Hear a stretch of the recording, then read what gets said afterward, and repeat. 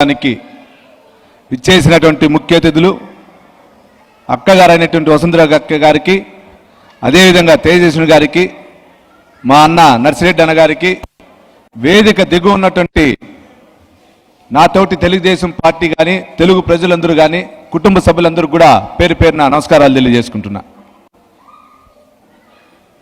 ముఖ్యమైన విషయాలన్నీ కూడా మన అక్కగారు కానీ తేజస్విని గారు కానీ చెప్పడం జరిగింది. మీకు ఒక నటుడుగా, ఒక దర్శకుడిగా, ఒక నిర్మాతగా, ఒక కుటుంబం అనేది ఏ విధంగా ఉండాలనేది నేర్పించిన వ్యక్తి మన పెద్ద ఆయన స్వర్గీయ నందమూరి తారక రామారావు గారు. ఆ రోజు ఆ ఆంధ్రుల యొక్క ఆత్మగౌరవం నినాదంతో మనందరినీ బయట ప్రదేశాల్లో మదరాసి అని పిలిచేవారు. ఆ పిలిచే నినాదాన్ని నుంచి ఈరోజు తెలుగువాడు అనే పిలిచే పరిస్థితి ఇచ్చింది మన పెద్ద ఆయన స్వర్గీయ నందమూరి తారక రామారావు. ఆ రోజు 1978 సంవత్సరాల్లో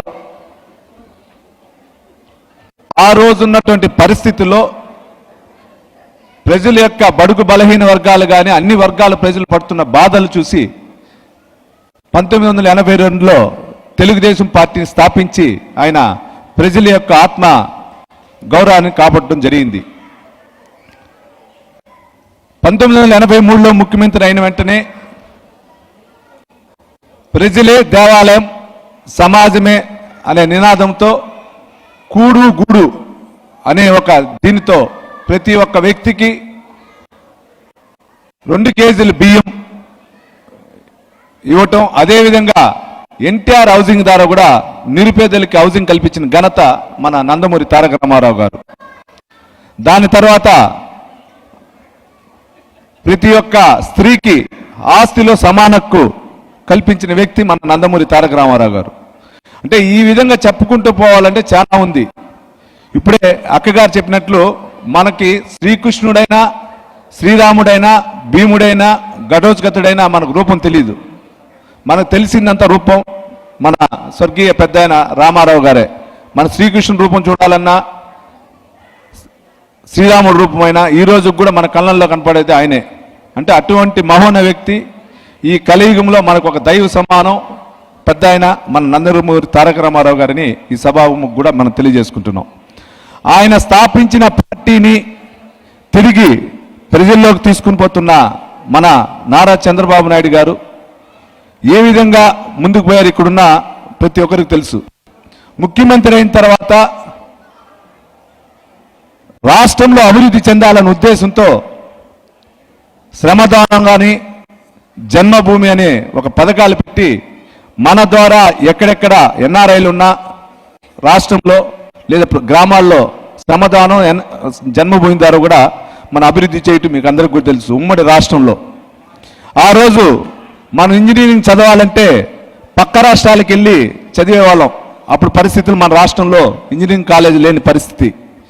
మన చంద్రబాబు నాయుడు గారు పెద్ద ఆయన వచ్చిన తర్వాత ఆ పరిస్థితి లేకుండా ప్రతి జిల్లాకి 2 ఇంజనీరింగ్ కాలేజ్ తెచ్చి ఈరోజు సాఫ్ట్వేర్ రంగం కానీ అన్ని రంగాల్లో కూడా అభివృద్ధి చేశారంటే చంద్రబాబు నాయుడు గారు. ఈరోజు మనం వివిధ దేశాల్లో ఉన్న ఆర్థికంగా అన్నామంటే దానికి కారణం మన చంద్రబాబు నాయుడు గారిని కూడా ఈ సభావం కూడా తెలియజేసుకుంటున్నా. దాని తర్వాత మన బాలయ్య బాబు గారు, మన ఒక సమరసింహారెడ్డి, ఒక నరసింహనాయుడు, జై బాలయ్య, జై జై బాలయ్య. ఒక సమరసింహారెడ్డి, ఒక నరసింహనాయుడు, ఒక లెజెండ్ ఏ విధంగా ప్రజలకి ముందు పోతున్నారో మీకు తెలుసు. బసతారకం హాస్పిటల్ ద్వారా నిరుపేద ప్రజలకు అందుబాటులో ఉంటూ ఏ డాక్టర్ని తీసుకొని వచ్చి ఆ క్యాన్సర్ హాస్పిటల్ ద్వారా తీసుకుపోవాలని కూడా ఆయన ఆలోచించిన విధానం మీకు అందరికి కూడా తెలుసు. అటువంటి బాలయ్య గారు కూడా ఈరోజు హిందూపూర్లో కూడా ఏ విధంగా ప్రజలకు అందుబాటులో ఉంటున్నారో మీకు తెలుసు. అటువంటి బాలయ్య గారి బాటలో తాతగారు, నాన్నగారు, మామయ్య గారి బాటలో ఈరోజు మన వికుశవరం నారా లోకేష్ బాబు గారు ఏ విధంగా మీకు వెళ్తున్నారు మీ అందరికీ తెలియాల్సిన పరిస్థితి ఉంది. 400 రోజులు 4000 కిలోమీటర్లు అంటే ఆయన ఈ వయసులో తిరగాల్సిన పనిలా.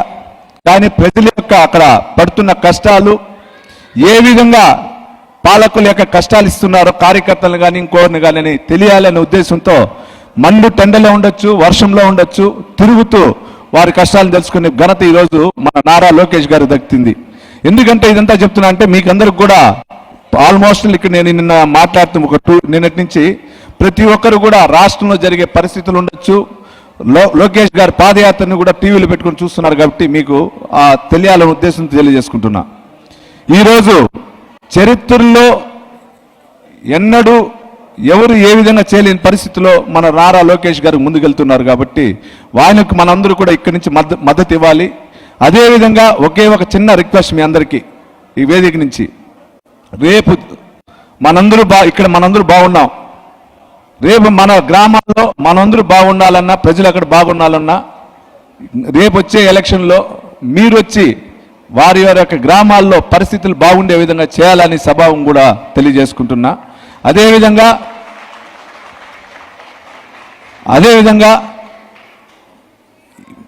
మేము ఎక్కడైనా ఒక చిన్న సభ పెట్టాలంటే కూడా చాలా కష్టపడాలి. కానీ ఈ ఆస్ట్రేలియాలో ఇటువంటి ప్లేస్లో ఇంతమందిని గ్యాదరింగ్ చేసినటువంటి కమిటీకి అందరికి కూడా ధన్యవాదాలు తెలియజేసుకుంటున్నా. ఈ అవకాశం ఇచ్చిన ప్రతి ఒక్కరికి కూడా పేరు పేరున నమస్కారాలు తెలియజేసుకుంటున్నా.